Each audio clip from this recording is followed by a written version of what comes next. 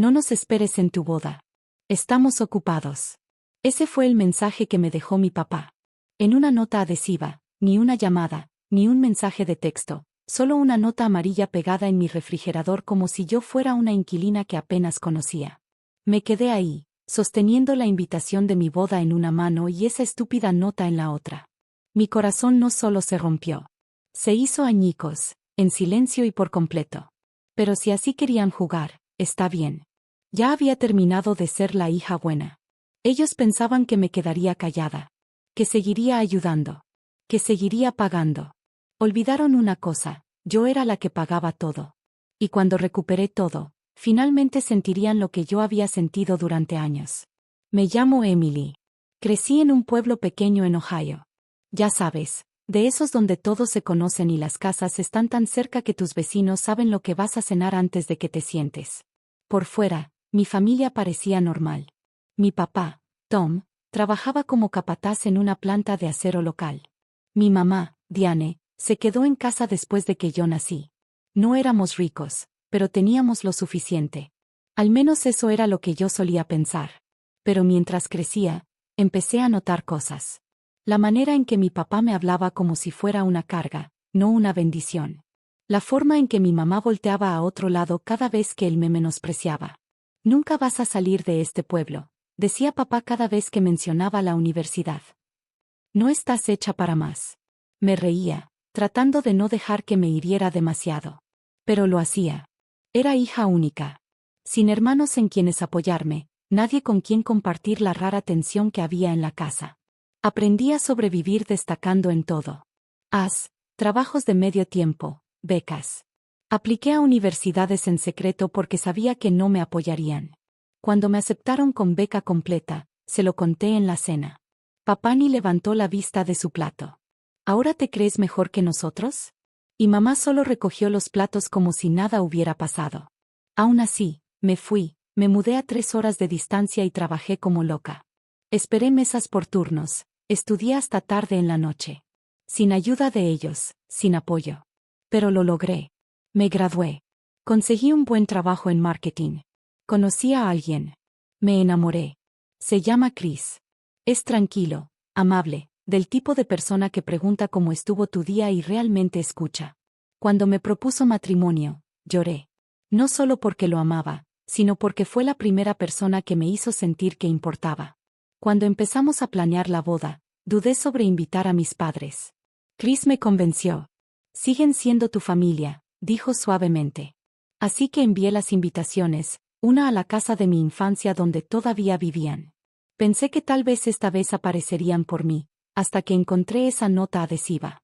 Había manejado hasta allá para visitarlos, esperando hablar, compartir la noticia en persona. Cuando entré a la casa, estaba en silencio. No hola, no bienvenida de vuelta. Solo silencio. Y luego, pegada al refrigerador con un imán como una cruel broma, no nos esperes en tu boda. Estamos ocupados. Ni siquiera firmada. Me quedé parada en esa cocina, la misma donde solía preparar mi lonche, donde había llorado en esa mesa cuando no entré al equipo de voleibol, y no sentí nada. Nada más decepción, nada de esperanza, solo claridad fría y limpia. En ese momento me di cuenta de algo. Les había dado todo, pagué su internet, su agua, cubrí 9,800 pesos de renta durante 2 años cuando papá perdió su trabajo. Ellos vivían a mi costa mientras me trataban como si no existiera. Así que me fui y empecé a planear algo que debería haber hecho hace mucho tiempo. El día que encontré esa nota, algo dentro de mí se rompió, pero no de manera ruidosa ni dramática. Fue un quiebre silencioso, como el sonido de un papel rasgándose en una habitación silenciosa. Me senté en mi auto frente a su casa, sosteniendo la nota, la mandíbula tensa. No estaba llorando. Ya no. Miré el porche donde solía esperar todos los días después de la escuela, esperando que mi papá estuviera de buen humor, esperando que mi mamá dijera algo amable por una vez. Pero ya no conocía ni la casa ni a las personas que vivían en ella. Aún así, me di 24 horas antes de reaccionar. Chris notó que algo estaba mal cuando llegué a casa. Tomó mi mano y preguntó: ¿qué pasó? Le di la nota sin decir palabra. La leyó, luego me miró con el ceño fruncido. No van a ir. Nunca planearon ir, dije con voz plana. Intentó consolarme, pero yo ya había superado la necesidad de consuelo. Estaba cansada de estar insensible. Había pagado su renta cuando se atrasaban, transferido dinero cuando les cortaban la calefacción. Incluso había puesto su auto a mi nombre cuando su crédito era tan malo que no podían registrarlo. Mi papá solía bromear. Supongo que criamos a una buena pequeña inversionista. No tenía idea de cuán cierto era eso. Pero lo peor no era solo la nota. Una semana antes, llamé a mi mamá para hablar del acomodo de los invitados de la boda. Contestó con un suspiro, como si la interrumpiera. Ah, ¿todavía vas a seguir con eso? Pensé que Chris ya se habría dado cuenta de esto, dije, tragando saliva. No significa nada, dijo rápidamente. Solo a veces puede ser un poco demasiado. Así siempre me hablaban. Como si fuera un perro callejero que lo seguía a casa. Algo que tolerar, no amar. Ya había terminado. A la mañana siguiente, mi teléfono vibró. Era mi papá. No una llamada, un mensaje de texto. Recibí la factura del agua. Está vencida. ¿Puedes mandar 130 pesos? Eso fue todo. Sin saludo, sin disculpa, solo una exigencia. Así que respondí. No la voy a pagar. Un minuto después, llamó. Dejé que fuera al buzón de voz. Llamó otra vez y otra vez. Finalmente contesté. ¿Qué pasa? Gruñó. No te pongas lista conmigo. No estoy siendo lista, dije con calma. Estoy terminando. ¿Terminando qué? Contigo, dije. Con todo. No soy tu banco. No soy tu terapeuta. Soy tu hija. Y nunca has actuado como si eso significara algo para ti.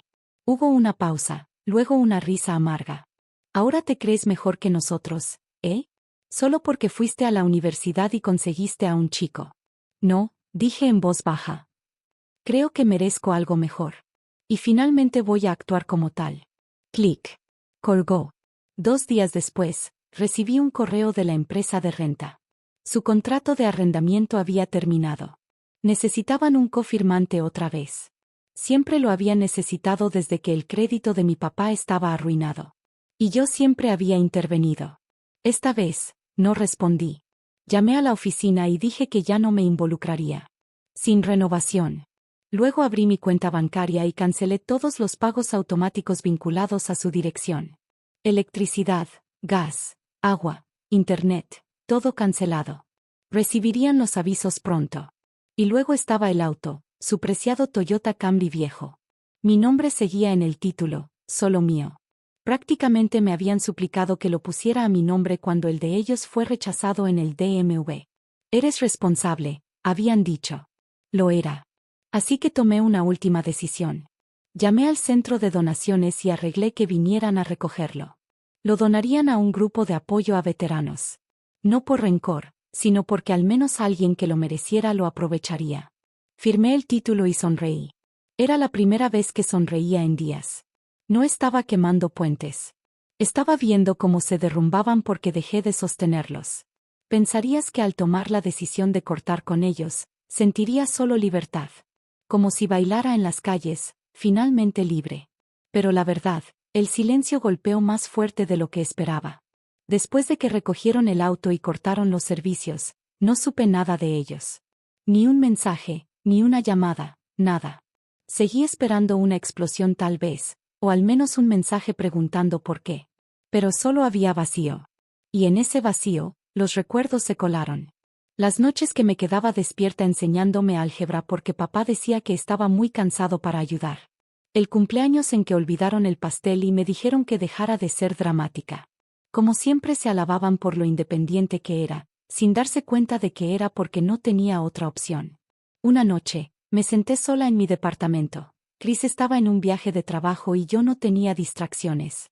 Saqué mi carpeta de la boda, las listas de invitados, las muestras de colores, los planos de asientos, y entonces mis ojos se posaron en la lista de confirmaciones, RSVP. Sus nombres todavía estaban ahí, Tom y Diane, padres de la novia. 2 asientos vacíos que yo había sido lo suficientemente tonta para reservar. Me quedé mirando el papel hasta que mis ojos ardieron. Luego me levanté, fui a la cocina y me serví una copa de vino. Me quedé allí, sosteniendo la copa, sintiendo cada emoción que había enterrado durante las últimas 2 décadas. No estaba enojada. Estaba exhausta. ¿Cuántos años me había esforzado solo para ganar una gota de su aprobación? ¿Cuántas veces me convencí de que su amor solo estaba enterrado en lo profundo?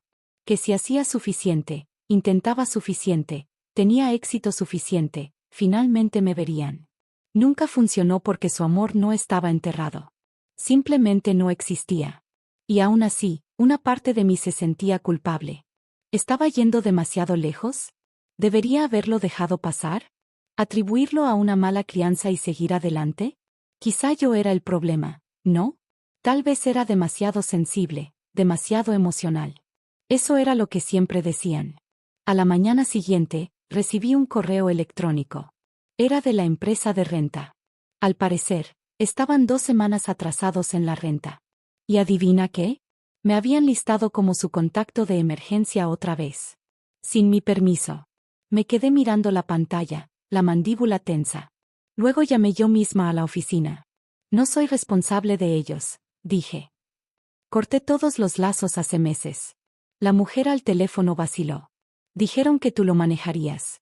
Siempre lo has hecho. Sí, siempre lo había hecho porque tenía miedo de lo que pasaría si no lo hacía, porque pensaba que amar significaba sufrir en silencio. Después de colgar, me senté al borde de la cama, con las manos temblando. Esa culpa regresó, más fuerte que nunca. Me devoraba como un parásito. ¿Y si perdían el departamento? ¿Si terminaban en la calle? ¿Si era mi culpa? Entonces otro recuerdo me golpeó. Tenía 12 años. Era invierno. La electricidad se había ido durante una tormenta de nieve y yo temblaba bajo capas de cobijas. Mi papá debía pagar la factura, pero se olvidó. Y cuando lloré, me gritó. No eres la única que tiene frío. Endúrete. Esa noche, recuerdo que juré para mis adentros. Algún día, estaría cálida. Y no solo con cobijas, sino con amor real, seguridad real, bondad real. Ese calor no estaba en esa casa. Estaba en la vida que yo había construido. Miré mi departamento, las fotos de Chris y yo, el diploma universitario enmarcado, la lámpara que mi mejor amiga me regaló para mi casa nueva. Había luchado por cada pedacito de este espacio, y no iba a dejar que me lo quitaran. Aún así, dolía. Incluso cuando rompes el ciclo, sangras un poco. Una semana después, recibí una carta escrita a mano. Sin remitente, pero reconocí la letra desordenada de inmediato. Era de mi papá. Emily, dejaste tu punto claro. Logramos tu pequeña venganza. Pero no esperes que vayamos arrastrándonos. No vamos a rogar. Nos debes más de lo que imaginas. Después de todo lo que hicimos por ti, así nos lo pagas. Buena suerte con tu vida lujosa. No llames cuando todo se derrumbe. Papá. La leí una vez, luego otra vez. Cada vez me dolía menos porque cada palabra era un recordatorio más. Nunca iban a cambiar. No me veían como hija. Me veían como recurso, salvavidas, cartera. Y ahora que me había ido, estaban enojados, no porque me extrañaran, sino porque extrañaban los beneficios. Así que doblé la carta, la guardé en un cajón y lo cerré sin pensarlo 2 veces. Era tiempo. Tiempo de dejar de sentir lástima. Tiempo de reclamar cada pedazo de mí que habían ido desgastando. Esto ya no era venganza. Era reconstrucción. Pero primero, tenía una última cosa que hacer. Después de esa carta, supe algo con certeza. Esto no había terminado. Las palabras de mi papá no eran una bandera blanca. Eran un desafío. Un empujón final que me decía exactamente lo que tenía que hacer. No buscaba gritar ni armar un escándalo. No, así no se trata a gente como ellos. No se combate fuego con fuego. Se apaga el gas. Me senté con un cuaderno y una taza de té. Sin rabia. Sin drama. Solo una tormenta silenciosa creciendo dentro de mí. Esto iba a ser limpio, definitivo, primero.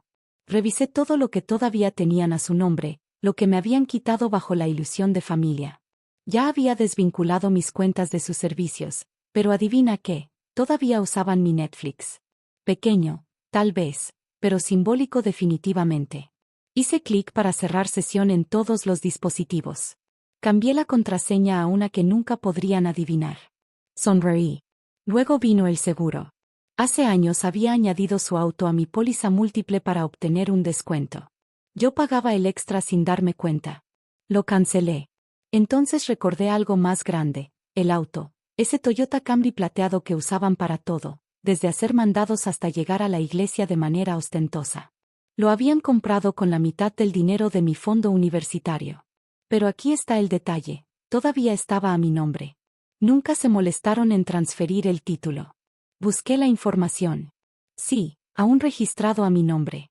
Aún asegurado bajo mi póliza, que acababa de cancelar. Y legalmente, todavía era mío. Contacté a mi amigo abogado Brian. Le conté todo. Ni siquiera se inmutó. Literalmente podrías recuperarlo hoy si quisieras, dijo. De hecho, ¿quieres hacer algo más interesante? Le levanté una ceja. Te escucho. Sonrió. ¿Has oído hablar de donar un vehículo a una subasta benéfica? Mis ojos se abrieron. La idea encendió algo dentro de mí, algo poético. No solo recuperarlo, sino darle a alguien que lo necesitara. Convertir su egoísmo en la bendición de otro. Hicimos el papeleo de transferencia. Imprimí el título y lo firmé a nombre de un refugio local que ayudaba a madres solteras a salir adelante. Se sorprendieron y agradecieron. Me alegra que se use con amor, le dije a la mujer de la recepción. Y lo decía en serio. Luego vino la renta. Ah, la renta. Después de años ayudándolos a conseguir ese departamento, usaron mi nombre para credibilidad. Yo había firmado primero, luego me aparté cuando ellos se hicieron cargo. Pero adivina quién seguía como cofirmante en la renovación, la que escribe. Y con la renta subiendo y ellos saltándose pagos, mi crédito se estaba viendo afectado. Así que contacté a la oficina de arrendamiento, envié cartas oficiales y me desligué legalmente del contrato de renta. No tenía ni idea hasta que el pago rebotó y la oficina dijo: ahora eres totalmente responsable. Ni siquiera pudieron enojarse conmigo porque técnicamente simplemente me aparté, legalmente, de forma limpia. Pero el acto final, la nota adhesiva, aún doblada en mi cajón. La escaneé, la imprimí en el papel más barato y rugoso que encontré, la envié de vuelta a ellos, rota por la mitad, junto con una nota que decía simplemente: gracias por el recordatorio. Ahora ambos estamos demasiado ocupados el uno para el otro. No necesitaba gritar, ni denunciarlos en línea, ni siquiera bloquear su número, porque finalmente lo sintieron, el vacío, la ausencia, el silencio con el que me enseñaron a vivir. Ahora era su turno. Me recosté en mi silla esa noche, con una vela parpadeando cerca. Chris me abrazó. ¿Estás bien?, susurró. Y por primera vez en mucho, mucho tiempo, respondí honestamente. Sí, realmente lo estoy. El día que su auto fue remolcado para donación, ni siquiera tuve que estar ahí. La organización caritativa se encargó de todo. Llamaron a la puerta, portapapeles en mano. Mis padres estaban confundidos, molestos, luego en pánico. Puedo imaginar a mi papá gritando: ha habido un error. Ese es nuestro auto. El representante, con calma, señalando los papeles. Señor, el vehículo está registrado a nombre de su hija, y ella lo ha donado. Todo es legal. Puedo imaginar el silencio que siguió, la cara de mi madre pálida, la mano volando al pecho como siempre hacía cuando el drama no la favorecía. Vieron cómo su preciado Camry se alejaba por la entrada. No robado, regalado. Esa misma noche, recibí un buzón de voz de mi madre. Cansada, fría. ¿Cómo pudiste? Después de todo lo que hicimos por ti. Lo escuché 2 veces, luego lo borré. Una semana después, el arrendador lo citó. Al parecer, estaban siendo desalojados. No podían pagar la renta sin los retiros automáticos de mi cuenta, y nadie quería confirmar su próximo contrato. La guinda del pastel.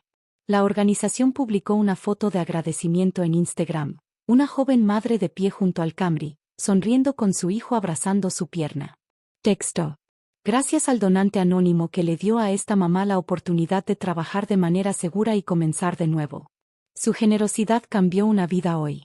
Hice captura de pantalla, la imprimí, la enmarqué, la puse justo junto a la puerta principal. Cada vez que salgo, recuerdo por qué dejé ir. Intentaron llamar de nuevo. Correos, intentos de manipulación, incluso una carta que decía: las familias no se abandonan. Divertido. Solo la miré. Sin emoción, sin lágrimas, solo paz. Porque ahora ellos vivían en los escombros del puente que quemaron. Y yo ni siquiera encendí la llama. Solo me negué a sostenerla. No fue llamativo. No hubo gritos, ni humillación pública, solo el sonido de puertas cerrándose una por una. Y yo, no bailé sobre su caída. Solo seguí adelante. A veces, la venganza más fuerte es el silencio que resuena para siempre. Antes creía que la familia significaba amor incondicional, que no importaba lo complicado que fuera, siempre apoyabas a quienes te criaron. Pero a veces, quienes te dieron la vida no saben cómo amar la tuya. No quise venganza por venganza. Solo quería respirar sin culpa, sin manipulación, sin sentir que les debía mi paz. Al final, no rompí los lazos por enojo. Lo hice por respeto propio. Porque a veces, lo más valiente que puedes hacer es alejarte. Incluso de las personas que se supone deberían caminar contigo para siempre. Así que si estás leyendo esto, ¿qué habrías hecho si tus padres te dejaron atrás una y otra vez y luego se atrevieron a despedirte con una nota adhesiva? Déjamelo saber en los comentarios. Y si esta historia te tocó, no olvides dar like, suscribirte y compartir. Tú también mereces algo mejor.